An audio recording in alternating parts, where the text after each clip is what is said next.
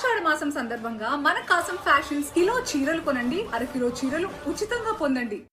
భద్రాద్రి కొత్తగూడెం జిల్లా భద్రాచలం దగ్గర గోదావరి ఉగ్ర రూపం దాల్చింది. వరద నీరు మూడో ప్రమాద హెచ్చరిక దాటి ప్రవహిస్తోంది. నీటి మట్టం 53 అడుగులు దాటడంతో అధికారులు మూడో ప్రమాద హెచ్చరికను జారీ చేశారు. ప్రస్తుతం గోదావరి నీటి మట్టం 55.10 అడుగులు దాటింది. ఇక ఎగువ నుంచి గోదావరిలోకి 14,50,000 క్యూసెక్కుల వరద నీరు వస్తుండటంతో దుమ్మగూడెం మండలం పర్ణశాల దగ్గర సీతవాగు ఉధృతంగా ప్రవహిస్తోంది. దీంతో పర్ణశాల పుణ్యక్షేత్రం జల దిగ్బంధమైంది. పర్ణశాలలోని సీతమ్మ వారి నారచిరల ప్రాంతం, శ్రీరాముని సింహాసనం ఇప్పటికే నీట మునిగాయి. సీతమ్మ విగ్రహం, చెక్క బ్రిడ్జ్ ఇవి పూర్తిగా కూడా వరద నీటిలో చిక్కుకుపోయాయి. దుకాణాలు కొన్ని మునిగిపోయాయి. దీంతో గోదావరి తీర ప్రాంత ప్రజలకు అధికారులు హెచ్చరికలు జారీ చేశారు. అందరూ కూడా సురక్షితమైన ప్రాంతాలకు వెళ్లిపోవాల్సిందిగా వారు సూచించారు.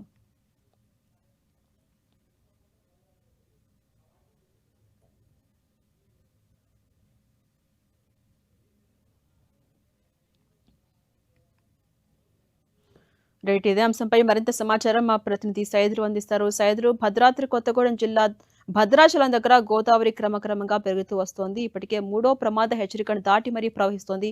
కొన్ని దుకాణాలు మునిగిపోయాయి, ముఖ్యంగా కొన్ని పుణ్యక్షేత్రాలు అయితే మునిగిపోయాయి. ఎలా చూడాలి? అధికారులు ఏం చెప్తున్నారు? అప్డేట్స్ ఏంటి సైదులు?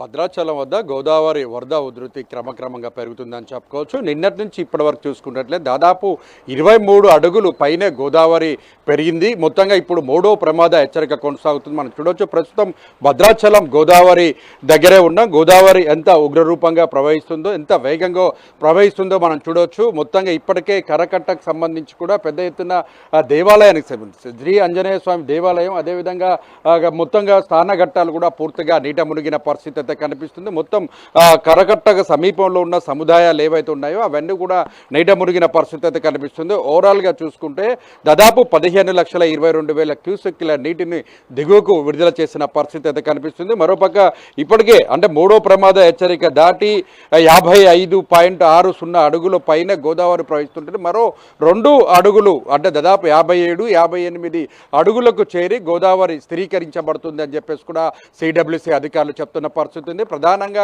తెలంగాణ, ఛత్తీస్గఢ్, ఆంధ్ర రాష్ట్రానికి వెళ్లాల్సినటువంటి పూర్తి స్థాయి జాతీయ రహదారి ఏదైతుందో ఆ జాతీయ రహదారి ములుగు, వాజేడు, వెంకటాపురం దగ్గర పూర్తిగా నీరు చేరిపోవడంతో రాకపోకలు పూర్తిగా నిలిచిపోయిన పరిస్థితి. 3 రాష్ట్రాలకు కూడా పూర్తి స్థాయిలో ఆ జలదిగ్బంధనంలో కూరుకుపోయిన ప్రధాన రహదారితో ఒకసారిగా ఆ ప్రాంతం మొత్తం నీట మునిగిన పరిస్థితి ఉంది. నీట మునిగినటువంటి ప్రాంతంలో ఉన్నటువంటి ఎవరైతే గ్రామీణ ప్రాంతాల్లో ఉన్నారో వారందరూ కూడా నాటు పడవల ద్వారా అటు ములుగు, వాజేడు, వెంకటాపురంతో పాటు చెర్ల ఆ ప్రాంతాలకు సంబంధించిన ప్రాంతాల పూర్తి స్థాయిలో కూడా ఆ ప్రాంతాలన్నింటినీ కూడా లోతట్టు ప్రాంతాల ప్రజలను నాటు పడవల ద్వారా కూడా ఖాళీ చేపించి సురక్షితమైన ప్రాంతాలకు తరలిస్తున్న పరిస్థితి. అదేవిధంగా గర్భిణీ మహిళను కూడా నాటు పడవల ద్వారా కూడా తరలిస్తున్న పరిస్థితి, ఆసుపత్రికి తరలిస్తున్న పరిస్థితి అయితే కనిపిస్తుంది.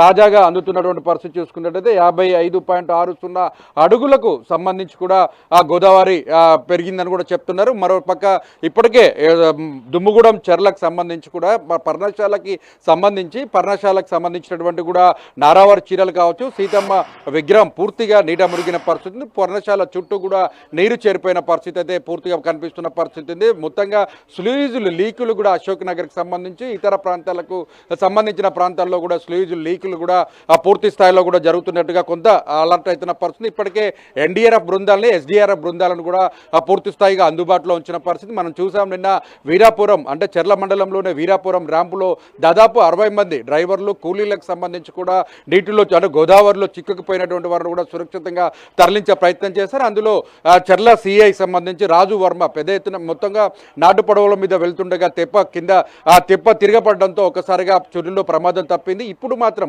నిన్నటి నుంచి ఇప్పటి వరకు దాదాపుగా రాత్రి దాదాపు గంటలలోనే చాలా వేగంగా అడుగులు పెరుగుతున్న పరిస్థితి అది కనిపిస్తుంది. ఇప్పుడు వరకు చూసుకున్నట్లంటే ఉదయం నుంచి మధ్యరాత్రి 1 నుంచి ఇప్పటి వరకు చూసుకుంటే మొత్తం గంటకు ఒక అడుగు కాకుండా పూర్తి స్థాయిలో ఇంచులలో గోదావరి పెరుగుతున్న పరిస్థితి.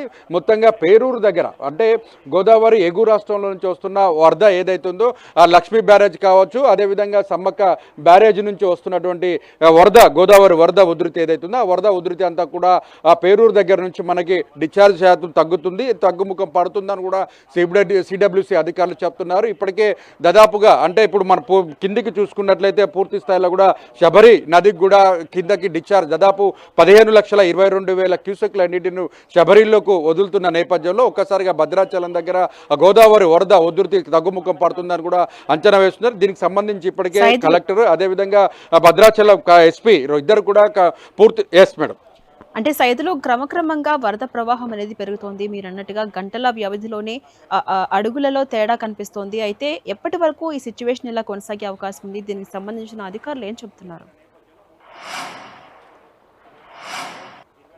భద్రాచలంలో గోదావరి వరదకు సంబంధించి ఇప్పటికే సిడబ్ల్యూసి అధికారులు మాత్రం ఒక అంచనాకు వస్తున్న పరిస్థితి. ఎందుకంటే పేరూరు దగ్గర మొత్తం కూడా తగ్గుముఖం పడుతున్న నేపథ్యంలో ఒక్కసారిగా గోదావరికి సంబంధించిన వరద ఉధృతి క్రమక్రమంగా తగ్గుతుందని కూడా సిడబ్ల్యూసి అధికారులు చెప్తున్నారు. ఈరోజు సాయంత్రంలో కూడా 57, 58 మధ్య వెళ్ళిన తర్వాత మొత్తంగా కింది స్థాయిలో మొత్తం కూడా 42 అంటే 50కి 50 నుంచి తగ్గుముఖం పడుతుందని కూడా సిడబ్ల్యూసి అధికారులు చెప్తున్నారు. రేపు మధ్య ఉదయం లోపు కూడా పూర్తిగా గోదావరిలో వరద ఉధృతి తగ్గుముఖం పట్టే అవకాశం, రెండో ప్రమాద హెచ్చరిక లేదా మొదటి ప్రమాద హెచ్చరిక కొనసాగే అవకాశాలు కూడా ఉంటాయని కూడా చెప్తున్నారు. ఎందుకైనా మంచిదని పూర్తి స్థాయిలో కూడా అధికారులు ఎటువంటి ప్రాణ నష్టం ఆస్తి నష్టం జరగకుండా ఉండేందుకు పెద్ద ఎత్తున కూడా చర్యలు తీసుకుంటున్న పరిస్థితి. ఎస్డీఆర్ఎఫ్ ఎన్డీఆర్ఎఫ్ బృందాలతో పాటు నాటు పొడవలను కూడా ఉంచిన పరిస్థితి. అదేవిధంగా గజ ఈతగాలను కూడా సిద్ధంగా ఉంచారు. ఇప్పటికే అటు వాజేడ్ అంటే మన బూర్గంపాడు మండలానికి సంబంధించి చూసుకున్నట్లయితే ఇటు సారపాక కావచ్చు, బూర్గంపాడుకు సంబంధించిన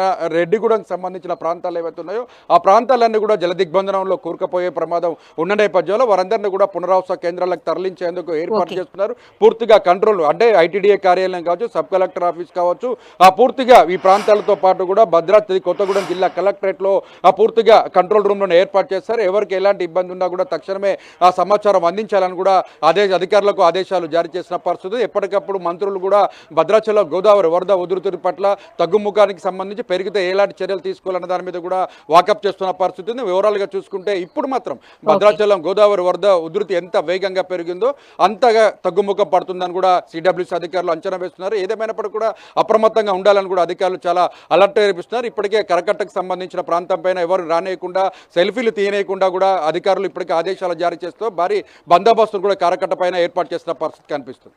రైట్, థ్యాంక్ యూ సైదులు.